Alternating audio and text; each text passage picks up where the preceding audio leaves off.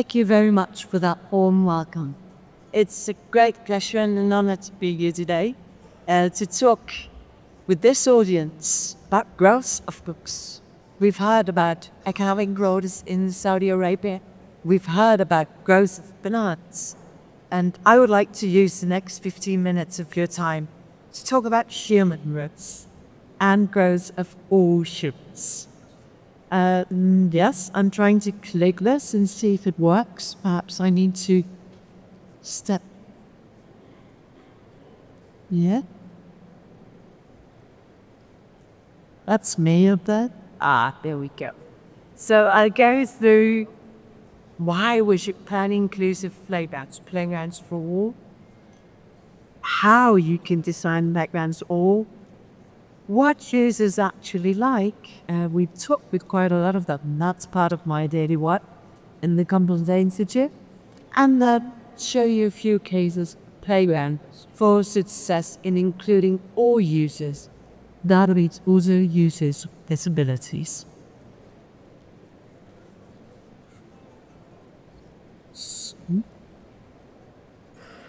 Give the next snap. There's a 2030 mission ambitious for Saudi Arabia. There's also a 2030 mission for the World Health Organization, and that is to increase physical inactivity in children youth by 15%.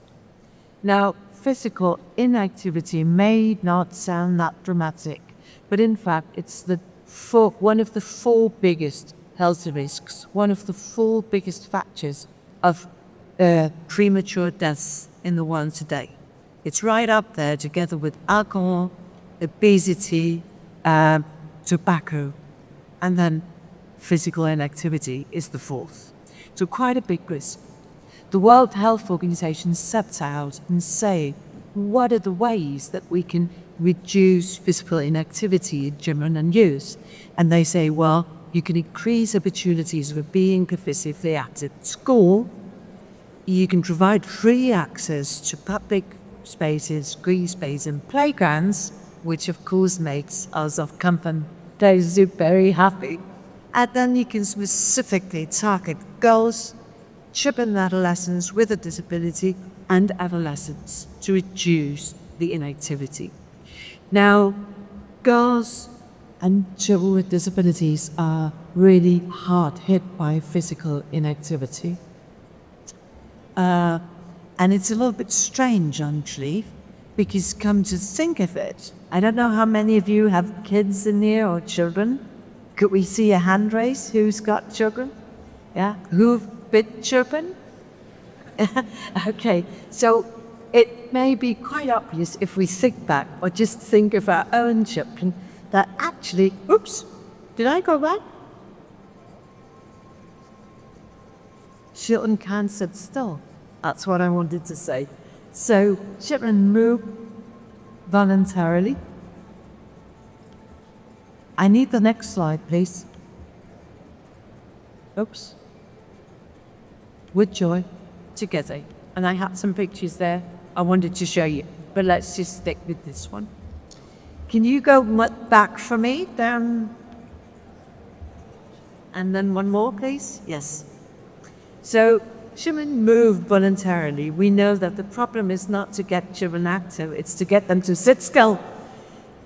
That is not always the case for children with disabilities. In the Competency Play Institute, we did a survey and 54 families with children with disabilities.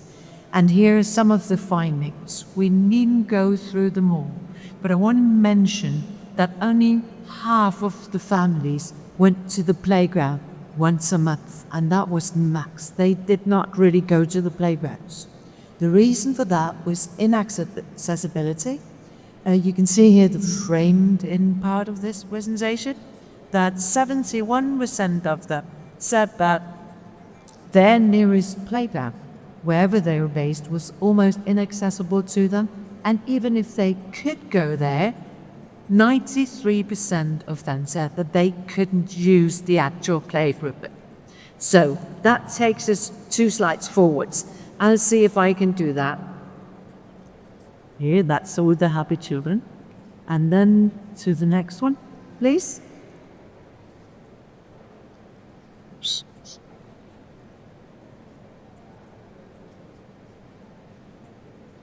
I'm trying to go back, apparently going forward. So please bear with me here. Can I get somebody down there to go back some slides? And more. Yeah, so one forward. Thank you. Please one forward to the overview. Yeah, here we go. So, let's have a look at how can we go about designing playground school. I'm going to say one forward and leave this here. Is that okay? So the great thing about creating playgrounds for all that include all is that it's not just about the accessibility. It's not just about the stayability. It's very much about the usability of playgrounds. So there's 3 important questions to ask yourselves when you do inclusive design. That is, can users get there? Can they stay? And can they play? And please one forward there. So we've done some research on that together with some of the world's leading scientists. And I'm not going to go through all of that research, don't you worry. But I would like to point you to some of the materials that come in booths out on the exhibition wall. And we've done articles about this with checklists of how to do get those stay play. And then I've done an article in the Riyadh handbook of the built environment in cities for disabled youth. Please one forward. So the 3 tips for real user success that I'll try to highlight from those lists are, please one forward. First of all, do the last thing of these 3 first. So, can people play is the first thing you should think about. What is it that's sort of the core of children's play? It's that it's thrilling, it's physical, it tickles the stomach. Now, we know quite clearly from science what tickles the stomach, what makes playground thrilling for children. It's the thrill factors in the bottom right corner here. So it's about height, speed, the feeling of getting lost. You may know that from hide-and-seek games. It's time pressure, positive competition, who gets there first. And then it's water play. These 5 elements are crucial for creating a thrill. We also did our own research with children with disabilities because we wanted to know, are those the same factors for them? In fact, they are the same success criteria. Children with disabilities really much want to manage independently, do it themselves. Unluckily, not everyone can. They need assistance. If that's the case, they really like to be able to manage the play equipment or the activity themselves. So maybe be assisted in and not do stuff themselves. The main motivation factor in play is thrill. And the other one, social connection. So being together with all of the other children play back. Which is why we talk inclusive. You shouldn't exclude, you should have everyone playing together. Let's have a little look at a movie from our test with these children here. This is a standard unit in the playground, and in the playground it's not a test site. So it would obviously be a ground level. But this is our initial test of this piece. What we do here is, of course, see they have fun. They do have fun. No sounds of this, but they're squealing from fun. We also have a look at, can they fit in? We asked the children and the teachers. And one of the feedbacks here, this test was, it's too little space. We need to be able to fit 2 wheelchairs in. So we took away one of the benches. This is how we test with children. Please go one forward. So thrill factor can also be of children who are assisted out. We tested this piece with children before we launched it in a special needs school. And if we take the first movie, please. You can see here is a 14-year-old boy. He's got walking disability. He needs assistance for walking. He needs slight assistance to getting in. But what we notice here is, of course, whether he fits in, whether it's easy transition, whether he's got good back and grip support, and whether it's fun. Now, you can't hear the sound here, I'm afraid, but he's squealing with joy. He's slightly blind, so he can't see very much. This is why he's wearing the helmet. But he really enjoys that. And he enjoys the more the wider it gets. So this male teacher gives him a wild ride. Now, thrill was one factor that we found was a success, but being with your friends is another. Oh, he's all dizzy, laughing here. So here's another boy, also blind and with walking disability. You can see the effect of having that sort of stand-up barrier, a banister out there. He can actually stand up and spin. And the last thing, of course, is social joy. So here they are all playing together, having great fun. Yes, I guess we could stop this and go to the next example, please. So the next example is this being tested in a standard school for typically developing children. And just to make you see that they like the same piece as well. So here we are at a truly inclusive universal design that can be used by everyone, with or without disabilities, with or without assistance, and with a joyful result. Please, one forward then. Thrill's not always just about tickling the stomach from physical events. It may also be from motor skill events or cognitive events. So if we please take one little look at this scenario. Please play the movie. Some children cannot get out of their wheelchair or don't want it. This boy, we wanted to test these rollers, whether they were fun for him, but he did not want to go out of his wheelchair. What he started doing as we were leaving the test site, though, was play these roles. He found out that there were two colors. So we set up a test at the school where he goes to. And every day when we got there, one side was black, the other side was white. And before we left, we mixed them up. And the next day when we came back for observations, they're black once again. So we knew it was a success. Please go one forward then. Yes.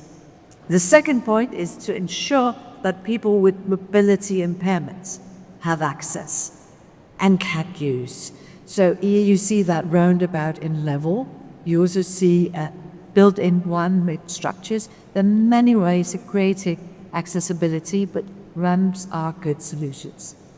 Please, one forward. The last point I'd point out is new from science. Some of the research that's been done, some of the scoping reviews where they've monitored all surveys existing on playgrounds and children with disabilities, show us that some children with neurodiversity, be it attention deficit disorders, autism, etc., they like to be able to withdraw and play individually from time to time. So this is the last point I'll leave you with for what we need to consider for the children. It's thrill, togetherness, right? And that you can access also from a wheelchair. And then it's having those quiet areas. Some of the areas can be for quiet play, like play panels. Others can be where you totally are in a quiet zone, no equipment at all. Tips from the professor who researched this is don't make that be too far away from the playground, because the children will be afraid that they have to go home now if you take them there. You want it close. Please, one forward. Now, our last point, a playground designed for success, and this is where you're very welcome to contact us later with questions, but if we could go one forward. We've made a little movie of what it takes to make that playground. It's called Play for All, can be downloaded on the internet, but you can see here these orange markings, they show where thrilling events are. Really good for children with neurodiversity, that they can navigate and predict what's going to happen. Wheelchair accessibility could be by ramps, ground level activities. Wide slides allow for assistance. And if we go one forward, please. Yes, one forward. This is another way of illustrating what could be done. That you have a wide variety of activities, that they all, in each their way, talk to all children of all abilities, play together on the same thing. And that is truly inclusive, made with universal design. So in that way, you can build resilient children of all abilities, and you can support their growth, their physical, their social, emotional, their cognitive, and their creative growth in play, in playgrounds, with joy. Thank you very much for your attention.